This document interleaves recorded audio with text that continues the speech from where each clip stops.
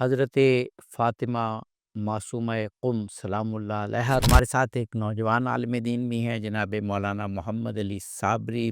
قال امام الجعفر الصادق علیہ الصلاۃ والسلام ان للہ حرما وهو مکہ ولرسول اللہ حرما وهو المدینہ واہ، ولامیر المؤمنین حرما وهو الکوفہ سبحان اللہ۔ وان لنا حرما وهو قم ستدفن فيها امرأة من ولد تسمى فاطمہ سلام اللہ علیہا فمن زارها وجبت له الجنہ۔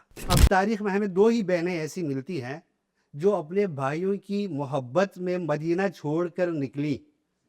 ان میں سے ایک حضرت زینب سلام اللہ علیہا اور ایک حضرت فاطمہ معصومہ قم سلام اللہ علیہا۔